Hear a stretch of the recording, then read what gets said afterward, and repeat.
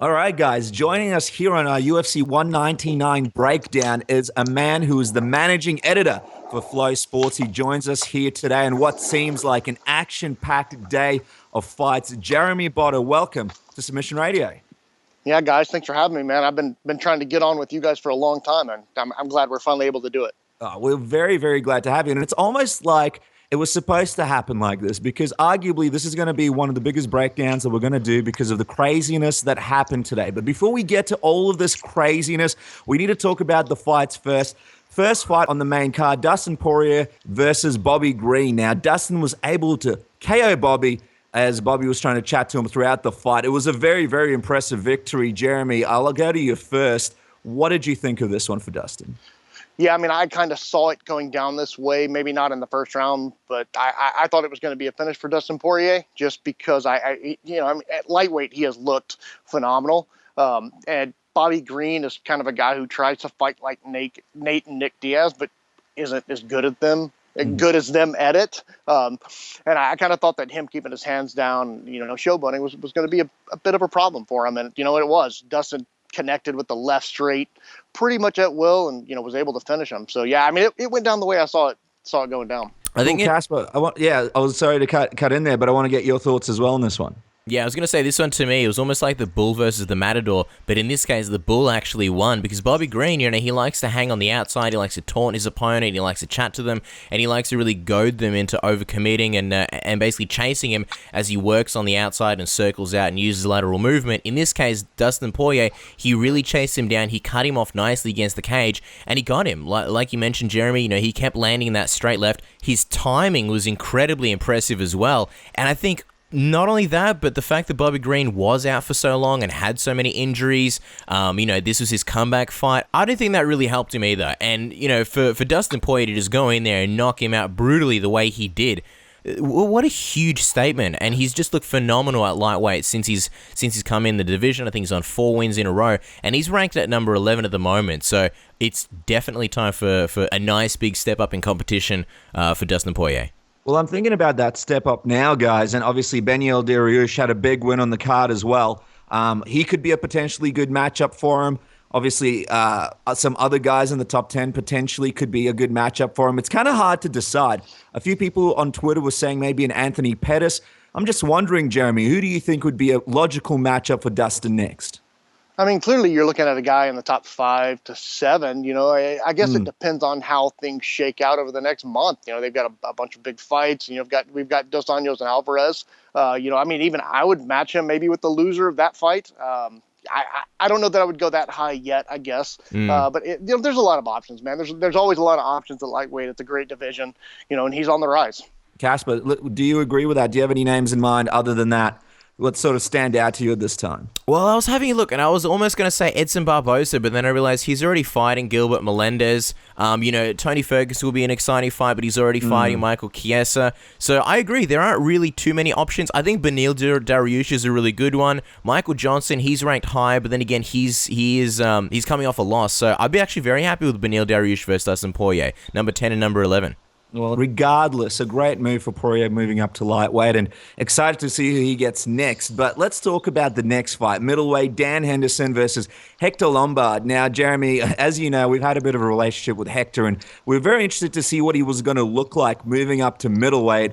He was actually on our program last week where he mentioned he'll also be fighting at light heavyweight, possibly against Tim Boesch. What did you think of this fight? I mean, it looked like at one stage that Hector was going to finish Dan Henderson, and then Henderson was able to come out and KO Hector, in devastating fashion with that weird elbow behind the ear, mind you. Give us your thoughts on this one. Yeah, what's weird is I tweeted before the fight. I just kind of had a feeling, Dan Henderson clearly should not be fighting at this point. He's old, old for a fighter anyway. He's been KO'd a bunch of times. But, man, there was just something about this fight and something about the way Hector Lombard had looked lately where I just kind of thought that maybe Dan would be able to connect. In the first round, that did not look like it was going to happen, clearly, because I thought Dan was dead. I actually walked out of the room because I did not want to watch what happened. And then I stayed out of the room until my girlfriend started screaming that Dan had won. I'd like to say, I called it, but the truth is, no matter, even though Dan Henderson won tonight, I still hope he walks away. What a way to go out, though, if he does. Casper, I mean, the whole fight was very interesting, back and forth. Henderson, like I mentioned, very strange elbow behind the ear, that kick. It was pretty emotional for a lot of the fans. Your thoughts on that? And were you surprised that Henderson was able to come from behind and do that? Yeah, I mean, I guess a little bit, but not really. When you've got Hector Lombard and Dan Henderson, both guys known for being able to knock guys out, it's not really that surprising either way. I mean, on one hand, look, I personally thought Hector Lombard was going to win. I do think that he had more tools in the toolbox. He does have the knockout power like Dan Henderson. His judo, I believe, these days is more effective than Dan Henderson's Greco-Roman. And really, Dan Henderson these days, he's all about the right hand. He still finds ways to land it, and so you can never count Dan Henderson out. But I just thought, look, if Hector Lombard wants to control this, he probably can. And the other thing is, Dan Henderson's chin isn't what it used to be. I mean, he really relies on that thing, and we've seen him get knocked out by Vitor Belfort multiple times, by Gegard Mousasi. I'm trying to think if there's been anybody else recently. He's taken a lot of damage in the Shogun fights as well. So I honestly thought Hector Lombard was going to knock him out probably in the first round, or if he's not going to finish him in the first half of the second round, maybe Dan Henderson will be able to catch him with the big right hand later on in the fight. So it wasn't really that surprising. What we got was an extremely entertaining and exciting fight. I mean, back and forth. You got Hector Lombard hurt in the beginning. He comes back. He hurts Dan Henderson. And then in the end, you got Hector Lombard getting viciously and freakishly knocked out to the point where he's laying there for, a good minute or two afterwards, or Dan Henderson's getting his hand raised. I mean, I was worried for Hector for a second. And even when Dan Henderson, dropped him, and Hector Lombard looked like he was out immediately when he caught that elbow behind the ear. And even still, Dan Henderson being Dan Henderson, vintage pride Dan Henderson with landing shots, brutal ones, even after his opponent's out. So it was a crazy exciting fight. But the other big sort of discussion about Dan Henderson is, will he retire? Will this be his last fight? And if you watch a lot of the interviews that he's done recently, they all sort of center around one subject, and that's, what is my deal going to be? That was his last fight on his UFC contract, and the big question is he going to re-sign or not? And I think that's sort of more the bigger question, really, as opposed to whether he's going to retire or not. I don't think Dan Henderson really is ready to retire, especially now that he's come back and won. I think he's a little bit more hungry to stay in there. And it feels to me like every time he says that, look, I might be retiring, this might be my last fight, I think it's more like a bargaining chip for him. I think that he wants the UFC to pony up something, whether it's money or whatever he wants, some kind of stipulation, I don't know. But I think he's really just looking for a bigger and better contract, and I think that's more the deciding factor. I don't actually think that Dan Anderson wants to retire. Yeah, I'm sort of in the mindset that he wants one of those jobs like a Chuck Liddell, Forrest Griffin, a Matt Hughes, and then I think he'll be content in retiring, but also sort of getting a salary package and working that job so the money won't stop coming in completely. I'm curious, Jeremy, do you think it's likely the UFC do give him a job like that so he doesn't go over to a Bellator or a Ryzen, which could keep him fighting for the next few years, considering there's some pretty average matchups they can put him in just to generate views? No, I mean, he, clearly he's a legend of the sport, but he also doesn't have the same kind of relationship with the people at Zuffa that have been given those jobs in the past, Chuck Liddell and guys like that. So no, I don't think so. I think it's actually far more likely that, you'll see him, if he does continue fighting, I think he goes to Bellator. I think that's a guy that Spike TV will pay a lot for. I think because of his relationship with Scott Coker. I just think that's the most logical place for him. I don't think the UFC is going to want to pay what he wants if he does keep fighting. I'd like to say that, that he's not going to fight again, but, history has shown that Dan Henderson, pretty hard-headed, just keeps going, and, probably going to do it as long as he possibly can. Yeah, it'll be interesting to see if he can go to Bellator. Like you mentioned, tough to see him fight, not in the sense that it's not exciting, but you just don't want to see him take too much damage at 45 years old. So interested to see what happens with him next. But let's jump over to the next fight. Max Holloway defeated Ricardo Lamas. It was an unbelievable fight. The last 10 seconds when Holloway pointed down at the ground and both guys banged away, it was just an unbelievable spectacle. Lamas super tough, took so many shots, but was still in there trying to do his thing. Jeremy, tell me, what did you think about Holloway's performance in this one? And do you think that he did enough to put himself in contention for a possible title shot in the very near future? Yeah, I mean, I think he obviously did enough. I mean, he's been on the bandwagon for trying to get a UFC event to Hawaii, where he can be in the main event. But I mean, like the featherweight division guys, I mean, it's just in kind of a standstill right now. You've got Jose and Frankie next month fighting for the interim title. But Conor McGregor is still the real champ. Although I've been saying it since December. I don't think he's ever going to fight again at that weight class. I think you're going to see the winner of Jose and Frankie eventually become the real champion. And yeah, I mean, why not? Why not Max Holloway, right? I mean, there's plenty of guys in that division, but I mean, what else does he have to do? He's beaten a ton of good guys. I mean, I guess you could throw him in there with a Chad Mendez or somebody like that, just to kind of get him over the hill. I don't think fans buy him as he's not bought as a legit superstar yet. I mean, even in that division where there's so few, he's kind of on the outside looking in. So, I mean, from a fighting perspective, he's done enough. Yes. From a marketing perspective, I don't know if that's the case. Casper, it's an interesting perspective. Tell me what you think about that, and do you think tonight's performance sort of gets him closer to that status just a little bit? I think that's a really interesting take by Jeremy, because you're right. On one hand, he's on 9 wins. And I mean, some of those scalps that he's collected on the way are really good wins, like Lamas, like Jeremy Stevens, like Charles Oliveira, Cub Swanson, guys who at one point were considered potentially next title contenders. Cub Swanson was in that sort of title eliminator with Frankie Edgar, and he's looked phenomenal. But you're right. I think the fans, they don't quite buy him as a superstar just yet. And I'm wondering, like, on one hand, a Chad Mendes fight, it does seem like overkill, but now on the other hand, that could be the one that sort of puts him over the edge. And I thought, this is a great fight. It was a phenomenal fight, and it was a good performance by Max in general. And there were parts where I thought, you know what? A finish would really put him over the top and really sort of stamp his passport towards that next title shot against, either the interim champ or the real featherweight champ. But the last 10 seconds, I think, rose his stock a lot in my books and in everybody's books, the way he pointed down and both guys just swung leather. So, I don't know. It's a tough one. It's an interesting one, because if he does fight Chad next, is there a risk there, Jeremy? If Chad beats him, you sort of kill off a guy that's up and coming, rising, and then you got Chad in another position where he might have to fight, a Aldo again, or maybe have a fight with Edgar. Yeah, I mean, that's always a danger, but I mean, let's say he wins the belt. I mean, he's going to have to fight him at some point. There's only so many really tough top guys in that division right now, especially if McGregor does not come back to it. It's kind of like 3 or 4 dudes who, are going to always be right there, until they're not anymore. He's going to have to face him at some point. But yeah, I mean, you're right. Like, if he does fight Chad, and he loses to Chad, which is very much a possibility because Chad Mendez is awesome. I guess you could do Chad and Frankie again. But I mean, I don't know how much interest there would be in that for a title fight. It's a weird position. It's a weird position for the matchmakers to be in. I don't know, man. I don't know what you do. But I think I prefer that option over just giving Max Holloway a title shot. Try to sell him as a personable title contender, that people can believe in. And I just got to also say one more thing. Do you think, because we talk about it on the show all the time, where fighters win big fights and then they get on the mic, and sometimes they can cut a good promo, but what they really should be doing is, saying that, hey, I want this guy. And we've been hearing from Max Holloway and Ricardo Lamas that if they win, that they may be open to fighting whoever, or they don't want to sit on the sidelines. They just want to keep fighting. Is that the smart strategy, in your opinion, Jeremy? Or should they be saying, no, I want Aldo, or I want Edgar, or I want the winner of that fight? They should be. I mean, they need to realize that Conor McGregor is looking for bigger and better things than featherweight.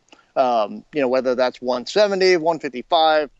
Again, doing his own promotion at some point down the road. Let's not even get into Floyd Mayweather. He's looking at bigger things. I think in his mind, he has looked beyond the division. So everybody needs to kind of just stop talking about him and focus on what's actually going to happen. I get why everybody does it, because it's a big money fight, because you make a lot of money to fight Conor McGregor. I'd fight him. I mean, I would lose in 10 seconds, but I would fight him. I get it. He's the cash cow.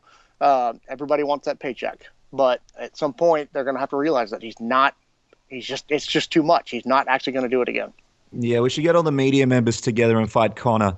It'll be like maybe 5-on-1, and then maybe we can last maybe 11 or 12 seconds. Push that time up by 1 or 2 seconds. But yeah, agreed. It'll be interesting to see what happens to him next. And like he said to us in many interviews, he doesn't want to sit around and wait. So whatever happens next, it looks like he will take whoever the UFC give him. But let's move on to the bantamweight title fight. Dominic Cruz is fighting Uriah Faber. This is a rivalry that's been going on for a really, really long time. Jeremy, I mean, you've been around the sport for a while. Do you think this is one of the biggest rivalries in MMA?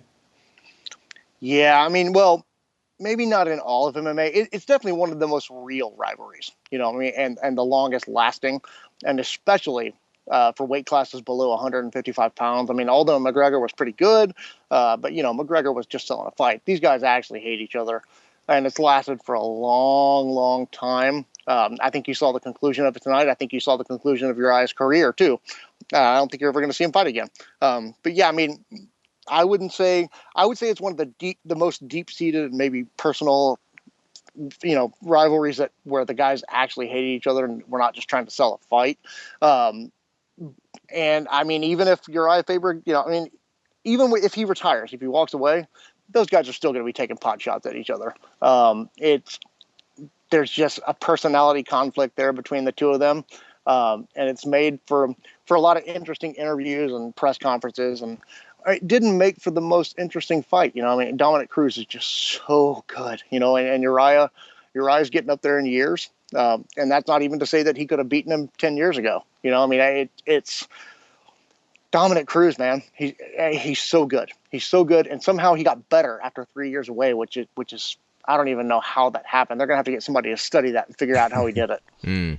And the style is also so unpredictable, so hard to get used to. I mean, like you mentioned, the fight sort of went how everybody expected it to go. But, Cass, did anything stand out to you in this fight? Or was there a moment that sort of stood out to you to sort of showcase Cruz's greatness? Well, I just think what set the tone was the first 2 rounds. In the first round, Uriah Faber, he came out very aggressive. He really looked to take the fight to Cruz, and I think it's what he's been saying this whole time, that he doesn't want a close fight. He really wants to make it clear that if he wins, it's going to be a clear win for him. And unfortunately for him, you know, he got countered. Cruz hit a lot of reactive takedowns, and he really used that aggressiveness against him. And then in the second round, he sort of still tried to do that, and then Cruz ended up dropping him, and I think it froze Uriah. Uriah was a little bit like, well, I can't really rush in.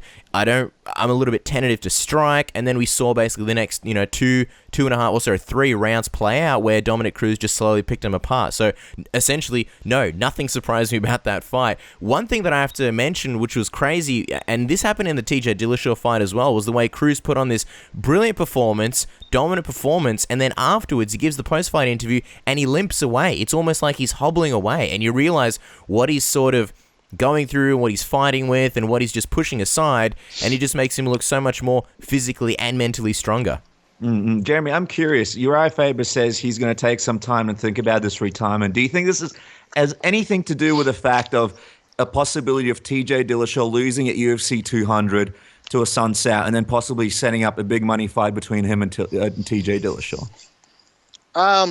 I mean, I tweeted this earlier during the fight. I'd been told by people close to him, and I've known Uriah for a long time. I've been told by people close to him, you know, going back to February, that, you know, he probably had 1 fight left and maybe 2.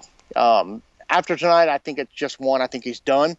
It's been an emotional year for him, man. Like, you know, I mean, the whole exodus with Joseph Benavidez and TJ Dillashaw leaving has been pretty hard on him, man. Like, and if you know Team Alpha Male, you know that they're very much like a family. It's a bunch of tight-knit dudes. And this is kind of, I don't want to say that Uriah is sensitive or anything, but I mean, this hurt Uriah. And the thing is he doesn't need to fight. He's got probably 25 businesses that he's been investing and building over the years. He's a very smart man, has diversified his money. If TJ does lose to Assunção, you know, and they offer it to him, I don't even know that he wants to do it at this point. I think he's probably ready. He might be ready to walk away. That I don't know that he wants to go through, you know, the build up and having to talk to TJ after the way to do press conferences and stuff with him after the way that things went down. I think he might just want to be. He might want to be done. You know, I mean, I know that that's an easy story, man. Former pupil going up against his teacher. but I don't know that he really wants to participate in that. And it's an interesting one as well because it's almost like he needs some time to think about it, but you also think it was a great sort of opportunity to retire in California in the middle of the octagon in front of the fans. So I'm just really interested to see what's going on in his mind and what's going to be the decision factor in that retirement. But Cass, let's go back to Dominic Cruz. Obviously, TJ Dillashaw's fighting a Sun Tzu at UFC 200. Do you still think that if Dillashaw wins that fight, he should be the next person to fight Cruz? Or is there anything to do with Cody Garbrandt that you think might lead to a possible fight between those two first? Look, I think Cody's super hot right now, and I think Uriah's doing his best to pump him up. Obviously, being teammates, and I think they have still the same management, which is Uriah Faber's management company. But I do think that Cody Garbrandt probably needs one more fight. We spoke about it last week with Robin Black. Maybe a fight with Brian Caraway, who's ranked number 4.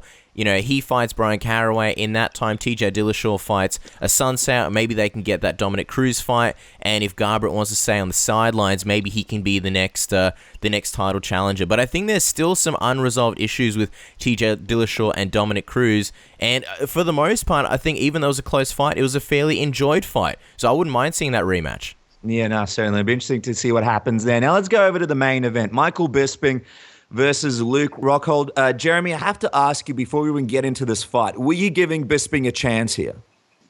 I mean, look, guys, this is MMA. And I mean, did I think he was going to win? No, I thought Luke Rockhold was going to win by submission or TKO in the first or second round. But this is MMA, and I said after the fight, the octagon has a way will find a way to humble the arrogant, and that is so true here. Luke Rockhold is very, very, very good at what he does. He's one of the best fighters in the world, but he's also super cocky, and you can see it in the cage, him keeping his hands down and kind of smirking at Bisping. And I mean, I think he actually totally believed that Bisping could not do anything to him, and maybe he had reason to believe that. But at some point, I mean, you've got to protect yourself. We've seen it with Anderson Silva. We've seen it with others. You get in there and you act cocky, and you pay the price. And that's what happened tonight. I did not think Mike Bisping was going to win, but it happens. I don't think it's the most shocking upset in MMA history, but it's still a pretty damn big upset for sure. And I was sort of thinking Bisping was going to have a shot here because of the confidence from his Anderson Silva fight, and also that very strange news that Luke Rockhold gave during the press conference where he said he had a knee injury. I found that very interesting that he even let that go before the fight. But Cass, give us your reaction and thoughts on this crazy Bisping win. I mean, everybody just went crazy. This is the win that wasn't supposed to happen. I mean, Bisping had so many things going against him. I mean, he was on a movie set. He was coming in on short notice. He had already lost to Luke Rockhold. Nobody really gave him a chance, including myself. But to be honest, this is, in my opinion, this is the best thing about MMA. This is what I love most. Not necessarily UFC 199 as a whole, even though it was a great event, but just this case where you think a fight is going to go a certain way, and you almost... Not to say that you find it boring, but you find it so predictable, and then it completely goes the opposite. I mean, this is sort of what you live for in this sport, and it's awesome to see Bisping realize his dream. I mean, he was labeled as a gatekeeper for so long, and I think that a lot of people, including myself, thought that he was going to end his career at some point, maybe not after this fight, maybe after a few, and he was still going to have that gatekeeper label, at least. And I thought, well, all right, good for him. At least he's fighting for the title. At least he can add that to his sort of mantle of accomplishments. At least that's a good note to go out on. And here he is. No one can ever take away from him that he's the actual UFC middleweight champion, something that I never thought in a million years that we would ever see. All right, well, now Bisping's champion. Jeremy, tell me, and please don't say this to me, you're not supporting an immediate rematch, are you? Well, I mean, I wasn't until I saw a little bit of that press conference that's going on right now. And I mean, the way those two were going at each other, I think they probably just sold one. But I don't think it's going to happen immediately. No, I think you're going to see Chris Weidman get the next shot, most likely in November in New York. I think that's the most likely scenario. And it'd be a real shame if Bisping and Rockhold didn't have that third fight because, man, they hate each other. We were talking about Cruz and Faber earlier and how they hate each other for real. These guys, man, this might even be a different level of hate. It's like Cruz and Faber annoy each other, and these guys just hate each other. So it'd be a shame if Bisping walked away. Let's say he loses to Weidman and he walks away before he gets a chance. If they wanted to go with an immediate rematch, I'd be fine with that. There's also a possibility of possibly a Rockhold versus Weidman in New York as a co-main event, but maybe without the title involved, in a Jacare versus Bisping. Or do you think that's sort of Jacare's tough to sell a fight with, but then you have Bisping, who, he's a good trash talker. If anyone could get fans interested in a fight with Jacare, Bisping could do it. Do you think that could be a possible way for the UFC to go as well, Jeremy?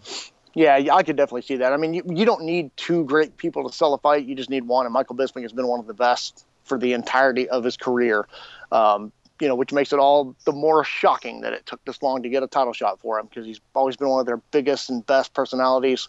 Jacare,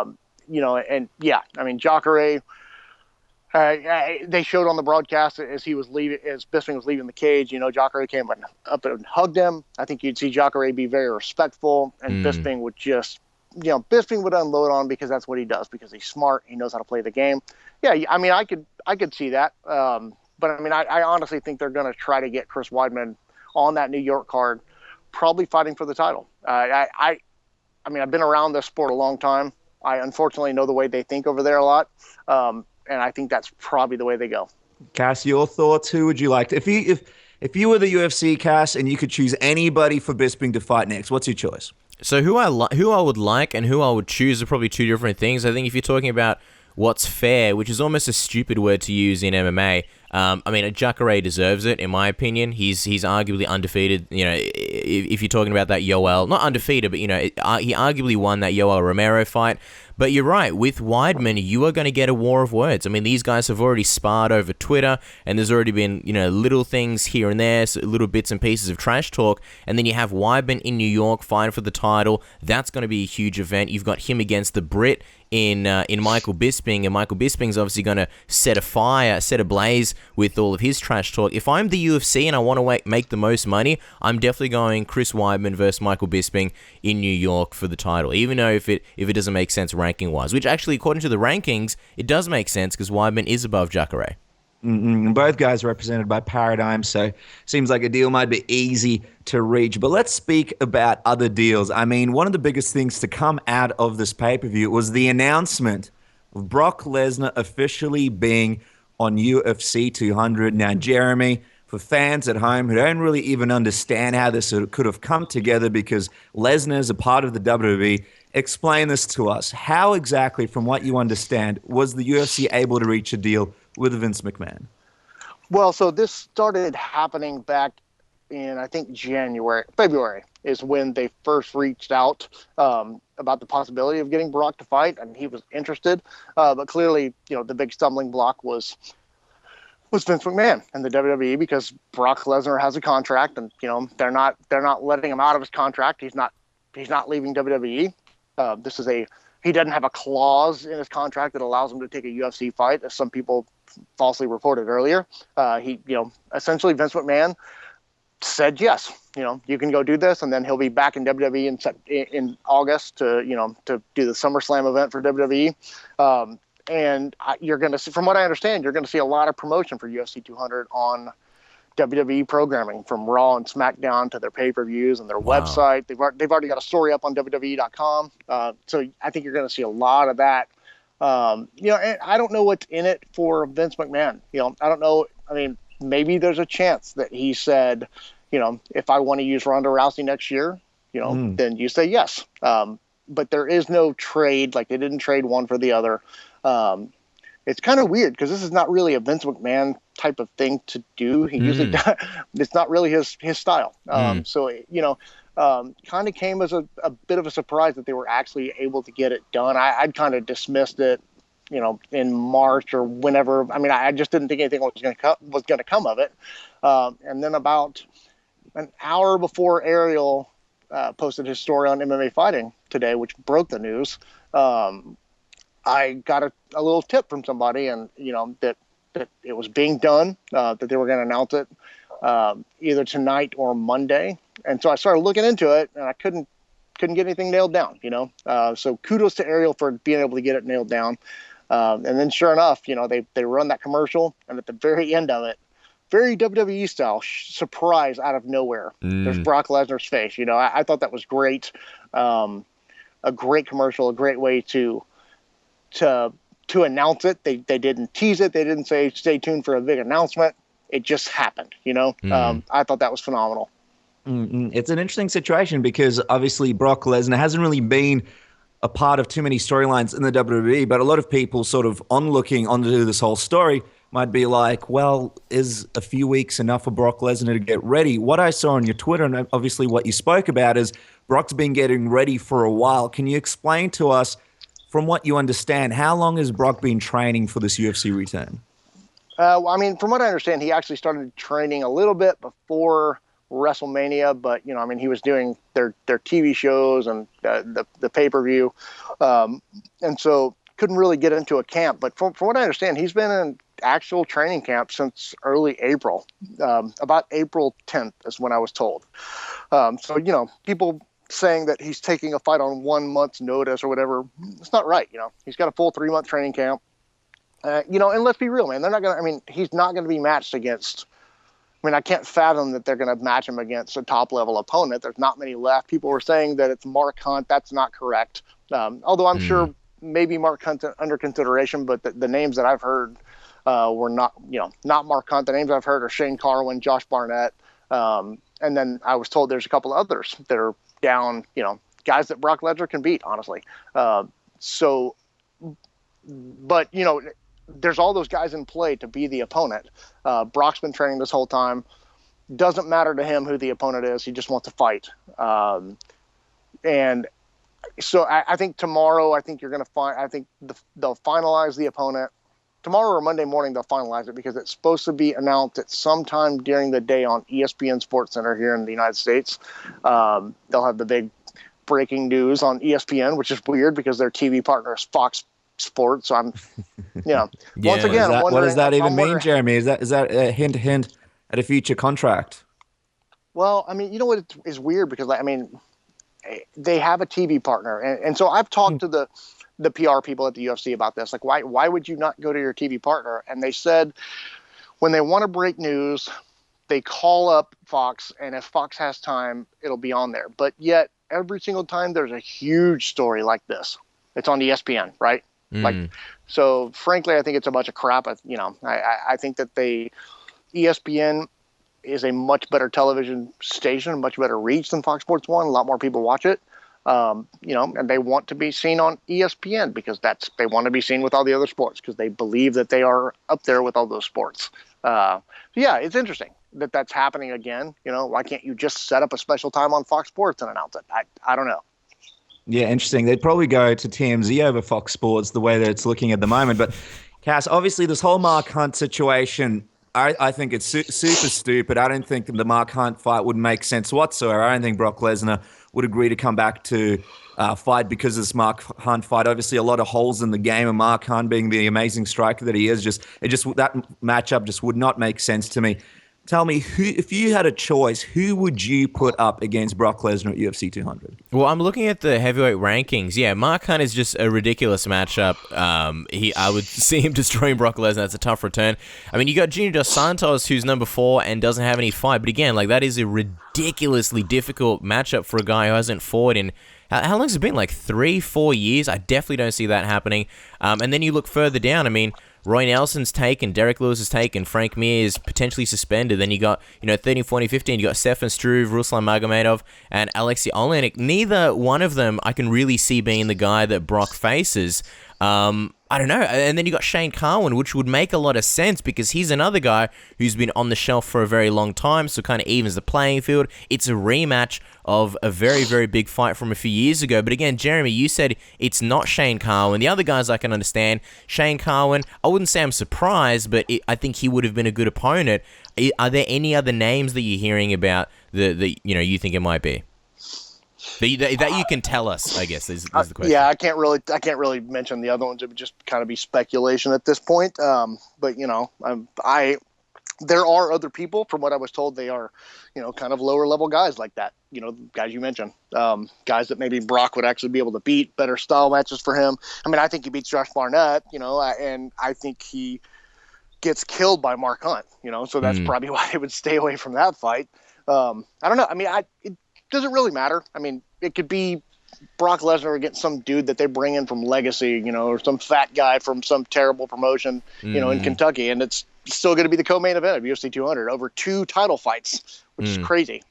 Well, I mean, at the end of the day, it's the Brock Lesnar show. Not to say that he'll be in the main event, but with Brock Lesnar fights, it doesn't really matter who he fights. People want to tune in to see Brock Lesnar do his thing. But what I'm curious about is this going to be a long-term thing? Like, you said he's going back to SummerSlam in August, but what happens next? Is this a one-fight deal where he comes in, he fights some nobody, and then back to the WWE for good? Or he's saying that he wants to fight? Is he going to be, fighting more often and have more fights afterwards and potentially have a title run?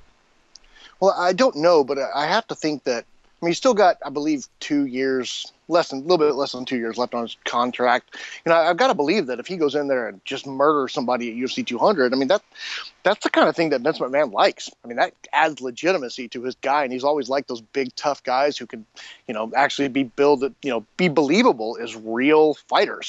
And if Brock Lesnar goes in there and destroys some guy on the UFC pay-per-view, I don't see why Vince would not, if Brock wanted to fight again, I don't see why, as long as they can work it out with his schedule, I don't see why Vince would not do it again.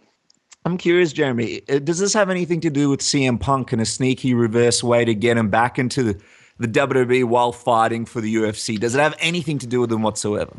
No. You can never say never in pro wrestling because, guys have left WWE under worse circumstances than CM Punk have. But the thing is CM Punk's a different dude than all those other guys who have left in the past and, gone back.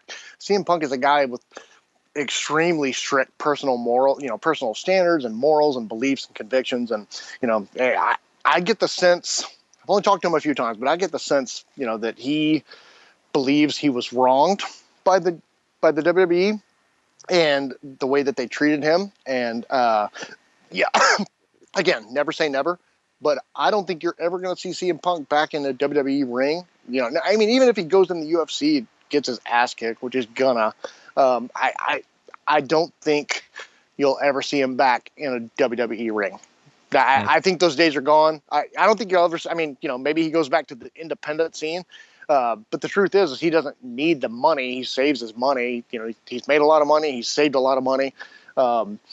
I don't know if he wants to wrestle again. Maybe at some point he'll do that. But no, this is not. Vince McMahon trying to get CM Punk back. Believe me. Okay, well, let's talk about the final news of the day. And Jeremy, we do appreciate your time, and we'll let you go in just a moment. The other news to come out was from Ariel Helwani, who tweeted, and I quote, "I was escorted out of the building by Zuffa staff before the main event, credentials taken away. Didn't see Bisping realize his dream." He also tweeted, "I love the sport and this job with all my heart. Did nothing unethical. I reported fight news. That's it." And then told we're banned for life. This is, of course, surrounding this whole Brock Lesnar fight that Ariel broke first. A lot of people online upset at this, Jeremy. Obviously, Ariel's done a lot of great work, and this does seem unfair. Can you give me your thoughts and reaction to this news? Yeah, I'm kind of glad that I had a little bit of time after I heard this news before I came on to talk to you guys because I needed to calm down. I don't even know what I'm gonna have to watch my language here, but this is Australia, so you don't really need to watch your language. All right, cool. Well, I'll tell you what. The UFC has been doing this petty bullshit for a long time, but in the past, they've had reasons, that were maybe not that for banning people. They had reasons for pulling credentials that maybe didn't have to do with the people doing their job, right? Ariel Helwani is the finest MMA reporter in this industry. He's a good friend of mine. I respect him greatly. I talk to him constantly, bounce stuff off of him. Ariel's credentials was pulled for reporting the news, which is his job. But the thing about the UFC and the thing about Dana White is that they hate the media. Plain and simple. They hate the media.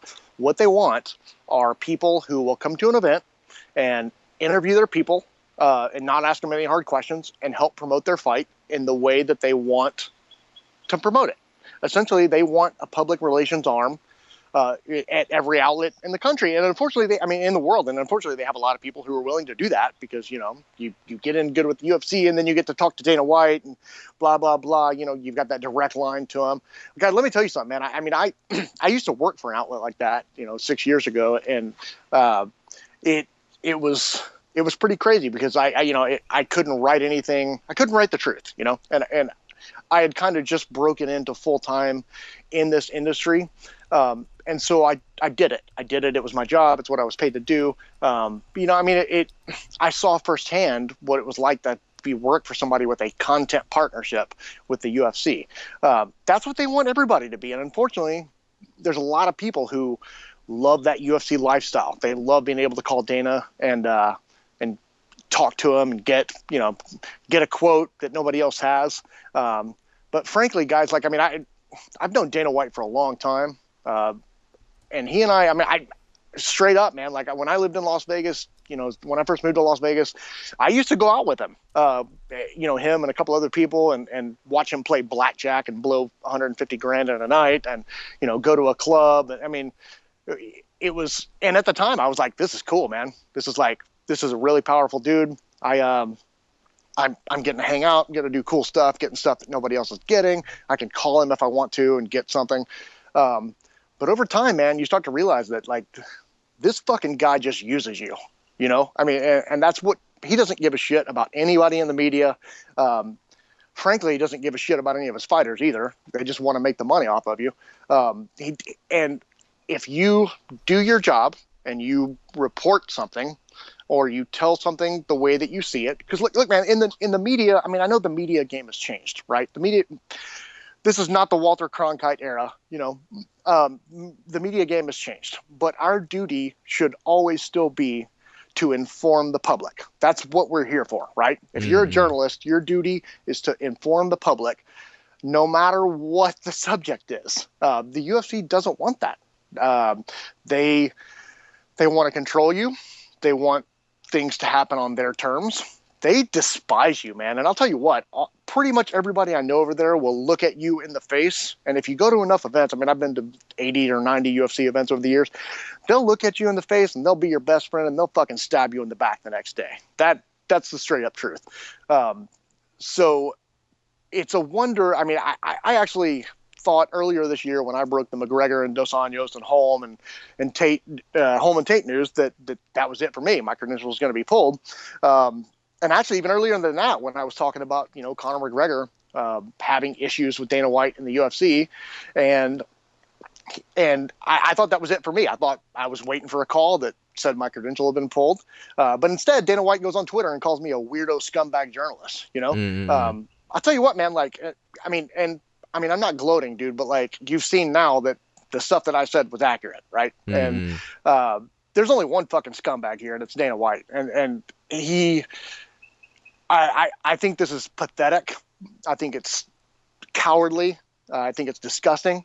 I don't know how much more forceful I can be about it. I think that we need to stand up, and I don't know how many of my fellow media people are going to stand up.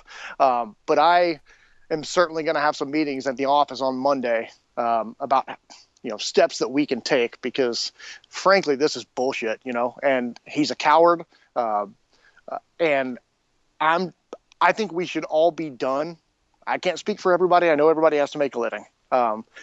But this is a guy who was kicked out for reporting a story, that just because they wanted to break it. And if that's not petty fucking bullshit, I don't know what is. And not only that, but they kicked out Esther Lynn and Casey Layden. Yeah. And dude, those are two of the most beloved people in this industry. I know you guys have met them. Everybody loves them. Esther Lynn is a phenomenal woman. And they banned them too, because Dana White is a fucking coward. And if he can't use you, if he cannot control you, then he'll kick you out.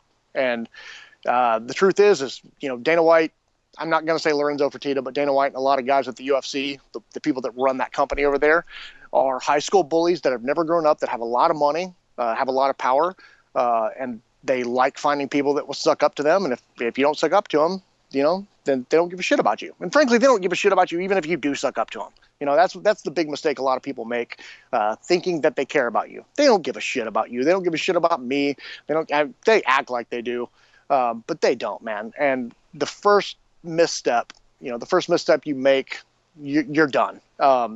And Ariel has done more to promote their cards.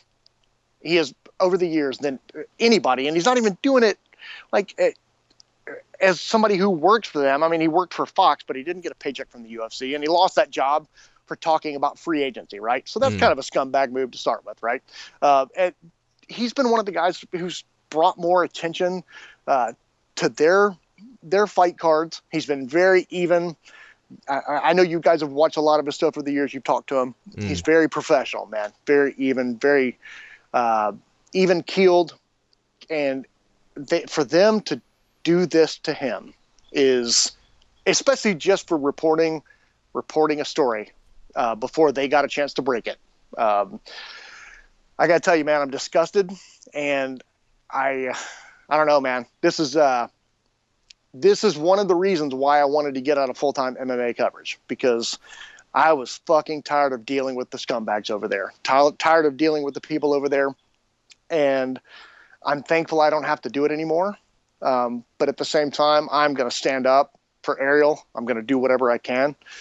And I'm lucky I'm at a company where I can do that. We're not going to lose our jobs if we don't fucking cover UFC 200. I don't give a shit about their credentials. In fact, I actually have a year-long credential that they gave out to some of us in Vegas, who lived in Vegas at the time. And I'm probably going to send that shit back Monday or Tuesday, because this is the last straw. They have banned fantastic reporters over the years. Josh Gross, a notable one. Dana and his petty bullshit and his cowardice. I hope they sell that company. I hope they end up selling the company, and we never see Dana White, we never see Lorenzo Fertitta again, because I'm done with it. And Jeremy, we really appreciate your honest thoughts and your pointers there. And you mentioned obviously your new position as the managing editor at FloSports. Before we let you go, we have to ask, how's everything going? We've heard nothing but great things about FloSports. Obviously, a fantastic team over there at Flow Combat, and Chael Sonnen obviously doing that big event. For the fans that don't know or haven't heard about FloSports, just quickly tell them what's going on with FloSports, what can they expect, and just a little bit of information about some of the stuff coming up. Yeah, man. We're essentially we are a live event company. We stream a lot of different sports, from track and gymnastics, and Flow Wrestling is one that a lot of people might be familiar with. Flow Grappling is another one. And now we have Flow Combat, which is our MMA site. And I hired Dwayne Finley, guy, longtime journalist here, guy a lot of people love, and he is my senior editor for that site. And, so we've got you guys know Front Row Brian. Front Row Brian works in the office with me. He is our general manager for that site. He actually goes out and acquires live events, and we stream live events pretty much every weekend, Friday, Saturday night. We had one last night. We had one tonight. And they are typically regional promotions because, let's be honest, Fight Pass has most of the stuff around the world at this point locked up. But we're not just. And you mentioned the Chael Sonnen, Submission Underground. That's going to be a fun card, July 17th in Portland. And it's been fun kind of being on the promotional side of things, man, because we're kind of dealing with some injury bugs and I can kind of see the other side of the table through doing that. But it's not just that. We've got other interesting stuff coming up, some documentaries and things that are currently in production, and it's cool. What's cool is we just announced last week, if you buy an annual membership, it's $149 a year, US dollars. You buy that annual membership and you actually get access to Flow Wrestling, Flow Grappling, and Flow Combat, all for one. And you could, if you wanted to, you could go watch Flow Track, but I'm not saying that anybody's going to be interested in that. But it is a universal subscription, man, and it's a cool ass company. I love going to work. I worked 4 days this week because we had Memorial Day here, and I still work 52 hours in the office this week. I love it.